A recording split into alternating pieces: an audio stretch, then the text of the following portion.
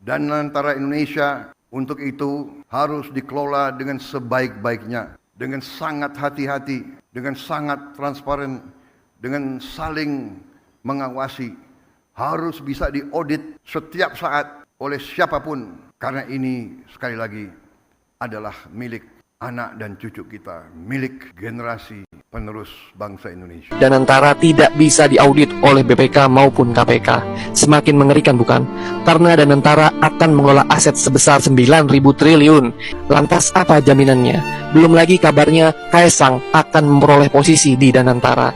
Suram sekali jika benar terjadi. Wah, perasaan gue kayaknya mulai gak enak nih. Apes. Sekarang jadi warga plus 62 bawaannya deg-degan mulu dengar kebijakan dari pemerintah. Tapi nggak bisa dipungkiri, gue pribadi pun ada kekhawatiran. Yang pertama, takutnya beberapa posisi di Danantara itu diisi berdasarkan ya utang budi politik aja, bukan berdasarkan kemampuan. Terus yang kedua, penegakan hukum dan pemberantasan korupsi di Indonesia itu masih jelek. Berdasarkan Corruption Perception Index saja, kita adalah negara terkorup keempat se-ASEAN. Nah, kira-kira menurut Anda, Danantara ini akan seperti Temasek atau seperti 1MDB di Malaysia berdasarkan kelakuan pejabat-pejabat kita.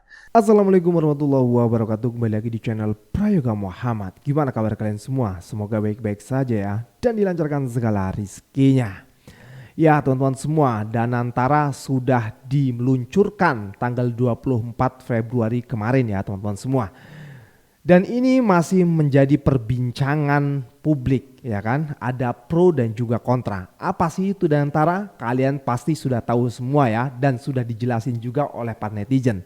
Tapi sekarang pertanyaannya, apakah kita percaya uang kita dikelola oleh negara yang dimana di situ tidak bisa diaudit oleh KPK, BPK, dan juga namanya uang besar guys. Ini menjadi lahan basah nih. Bisa aja Danantara ini bisa menghasilkan profit yang sangat besar untuk negara. Tapi asalkan orang-orang yang di dalamnya benar-benar dipilih dari kemampuannya, bukan atas dasar politik dan juga karena ada kepentingan gitu ya kan. Nah ini nih yang perlu diperhatikan. Dan Pak Prabowo sudah mengatakan ya di video awal tadi, nah itu yang akan kita pegang guys. Kalau kita melihat tweetan dari netizen ya, Danantara sudah resmi diluncurkan. Perlu diingat Danantara didapat dari uang efisiensi yang tidak pro rakyat. Awalnya alasan untuk MBG, tapi sekarang lebih banyak untuk Danantara dari 750T. MBG hanya 100T dan sisanya Danantara.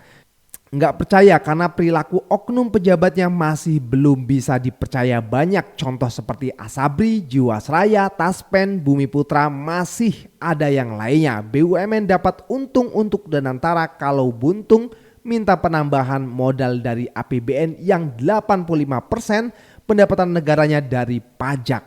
Adilkah katanya ya? Waktu food estate nanam singkong tumbuhnya jagung di polybag. Sekarang Danantara mengelola investasi strategis aset negara, mau jadi apa? Wajar kami ragu karena pejabat di sekeliling Anda bukan dari profesional, melainkan dari orang-orang partai bagi-bagi kekuasaan. Nah ini nih yang akhirnya menjadi bayang-bayang ketakutan dari rakyat kebanyakan ya. Karena yaitu tadi bagi-bagi kekuasaan.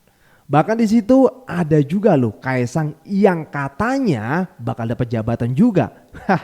Ngeri-ngeri sedap ini. Eits, kira-kira kalau Kaesang jadi ataupun masuk dapat jabatan apa ya? Oke guys, inilah komentar dari netizen. Kita rangkum dan kita saksikan sampai selesai biar nggak gagal paham. Ini dia. Terus penyelewengan oleh BUMN melalui Jiwasraya dan Asabri.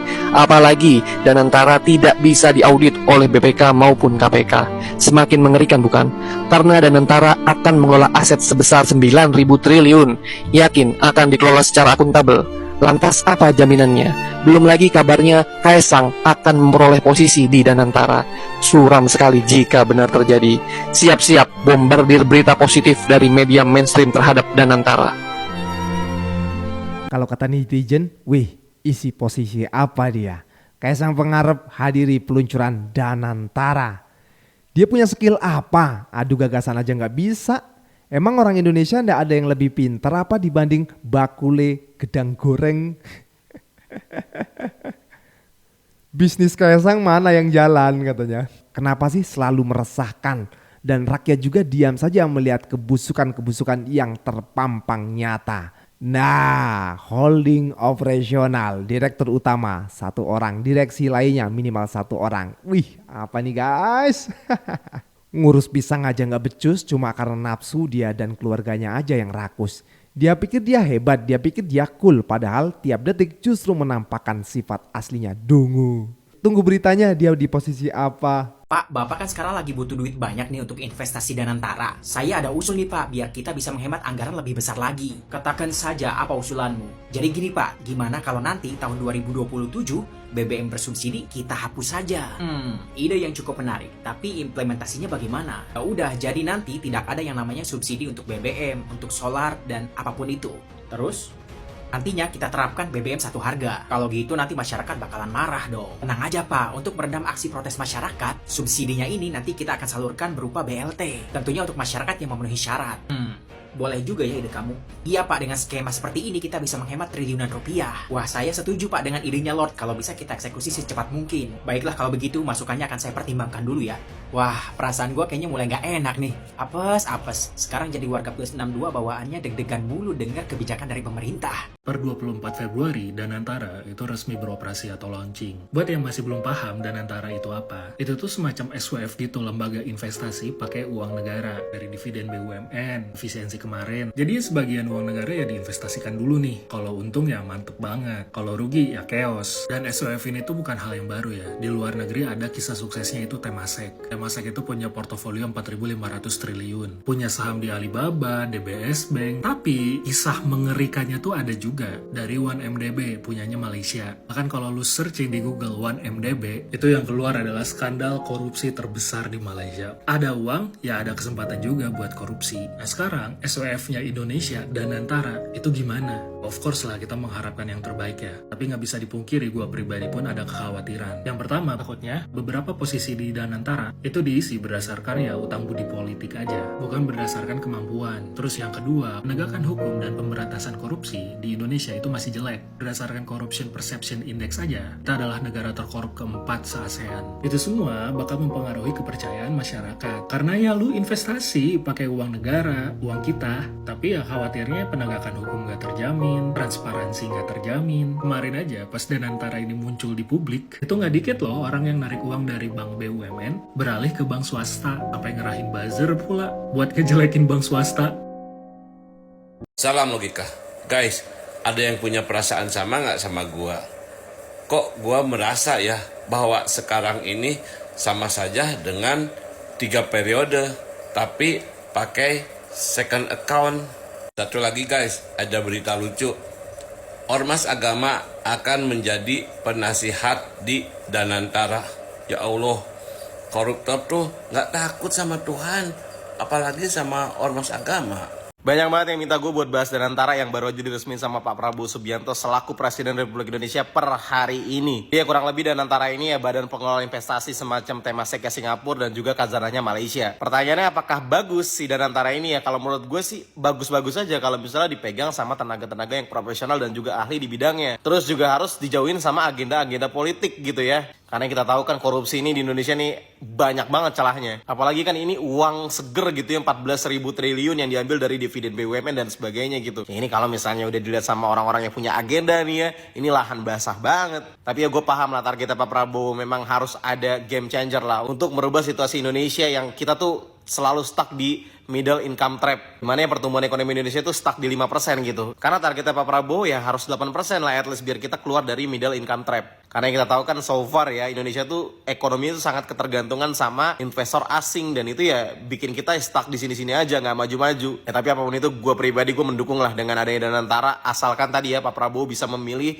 orang-orang yang tepat dan berkualitas untuk menduduki posisi-posisi strategis di Danantara. Apalagi kan info-info yang beredar nih ada orang-orang yang memang udah punya kasus korupsi gitu ya sebagai inisiator. Ya tapi apapun itu kita lihatlah apakah ini bisa jadi awal mula kemajuan Indonesia atau malah membuat Indonesia malah jadi suram gitu ya dengan kegagalan Danantara.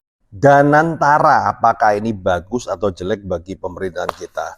Danantara itu sebenarnya adalah SBF, Sovereign Wealth Funds. Jadi dana dari hasil BUMN yang dikelola untuk diinvestasikan. Sebenarnya banyak negara yang sudah menerapkan hal ini. Yang paling sukses itu dari Norwegia. Norwegian Pension Fund. Kemudian ada yang mungkin kita kenal Temasek Holding, itu dari Singapura. Tapi ada juga yang gagal, yaitu 1 million DBMDB itu dari Malaysia itu gagal. Nah, sebenarnya ini bagus karena dana pemerintah ini yang hasil-hasil dari BUMN ini diinvestasikan dan menghasilkan cuan lebih untuk negara. Itu sebenarnya bagus. Cuman masalahnya adalah di Indonesia ini pernah ada yang begitu yang skala mikro, yaitu asap endingnya jadi lahan korupsi. Nah, pertanyaannya ya apakah ini akan menjadi bagus atau tidak? Ya tergantung di pelakunya, pemerintahannya. Nah, kira-kira menurut Anda Danantara ini akan seperti Temasek atau seperti 1MDB di Malaysia berdasarkan kelakuan pejabat-pejabat kita? Coba diskusi di komen.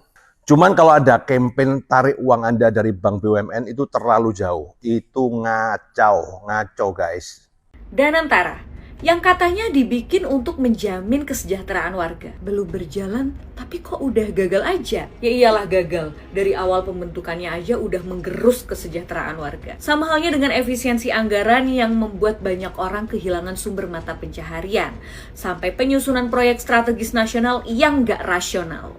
Buat teman-teman yang belum paham, simpelnya begini. Ambisi pemangkasan anggaran lewat efisiensi yang tertuang dalam Inpres nomor 1 tahun 2025 yang menimbulkan banyak masalah seperti PHK, beasiswa KIPK kepotong, mandeknya proyek IKN, persoalan operasional kepegawaian, dan bejibun turunan masalah lainnya. Ini tuh demi dua hal yang amat sangat dipaksakan, MBG dan Danantara. Kalau soal MBG aku sudah pernah bahas pada video di sini. Ada pepatah bilang, there is no free lunch, atau tidak ada makan siang yang gratis. Nah, soal Danantara ini nih, yang tiba-tiba muncul dan bikin publik bertanya-tanya. Dengan dana dan aset sefantastis itu, kira-kira gimana ya soal pengawasannya? Karena dalam UU BUMN, BPK dan KPK tidak punya kewenangan untuk mengaudit. Ya, belajar dari yang udah-udah sih. Pengawasan yang ketat aja masih bisa dikorupsi. Apalagi yang kayak Danantara ini.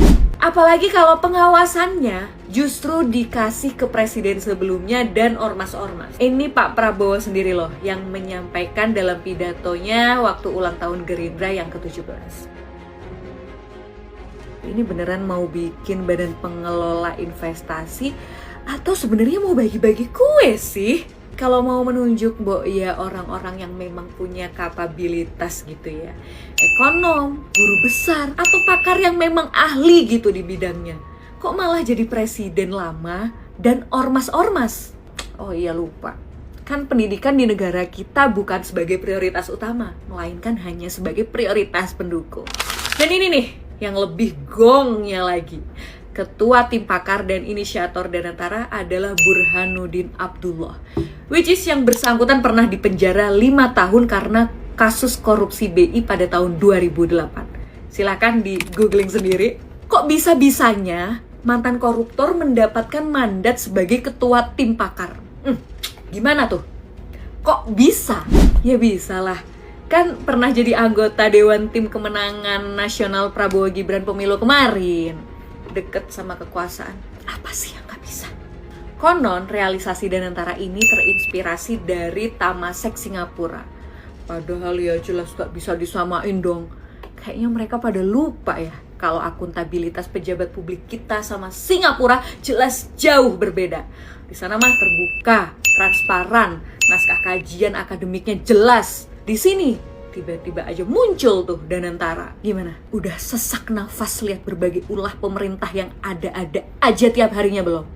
Dari mulai gas LPG, efisiensi anggaran, sampai muncul Danantara ini. Semuanya bikin kerut dahi. Hade. Pidatonya berapi-api. Danantara bisa diaudit oleh siapapun, kata Pak Presiden. Padahal Undang-Undang BUMN mengaturnya BPK, BPKP, KPK tidak dapat mengaudit Danantara bila tidak ada persetujuan DPR. Bagaimana mungkin BUMN yang mengelola uang rakyat sebesar 14 triliun lebih ini transparan, Pak. Kalau undang-undangnya sudah dibuat gelap, Pak. BUMN ini dilabeli oleh kebal hukum, Pak. Menjadi pintu masuk kejahatan direncanakan jauh-jauh hari, Pak, atau dini hari, Pak. Bapak mau libatkan 2 mantan presiden untuk menghilangkan kecurigaan rakyat, sulit, Pak. Sulit, Pak. Kalau Bapak mau sungguh-sungguh buat Dana Tara ini untuk anak cucu Indonesia, maka undang-undangnya dibuat yang benar, Pak. Pertama, BPKP bisa melakukan audit terhadap setiap hasil RUPS Dana Tara, Pak. Yang kedua, Pak, beri sanksi penjara seumur hidup kepada direksi dan pengawas yang terlibat korupsi. Yang ketiga, Pak, direksi dan pengawas itu jangan Bapak yang nunjuk, Pak. Kalau Bapak nunjuk kan sama saja Bapak yang ngatur semuanya, Pak. Kalau Bapak yang tunjuk, nanti orang-orang sekitar Bapak itu berebutan ngelobi Bapak untuk siapa orangnya yang jadi, Pak. Ujung-ujungnya bagi-bagi kekuasaan, skongkol di dalam, dan kejahatan korupsi jadi liar di dalam, Pak. Bapak juga mudah kendalikan, Pak. Tapi jangan Bapak yang nunjuk, Pak. Seleksi dibuka untuk umum, Pak, agar para bankir, para ekonom yang handal di Indonesia ini, yang jujur, itu mereka bisa ikut dan jadi, Pak. Supaya ngelola uang rakyat 14 triliun itu ada hasilnya, Pak. Bapak harus tahu, Pak. Dari hasil ICW itu, Pak, ada 116 kasus yang terjadi di BUMN. Kerugian negaranya 40 triliun itu sulit dibongkar, Pak. Bagaimana mungkin undang-undangnya Bapak buat pengawasnya Menteri BUMN, Menteri Keuangan, Pak. Jadi kalau ada skandal-skandal korupsi di dalam, Pak, kong kali kong urusan beres, Pak.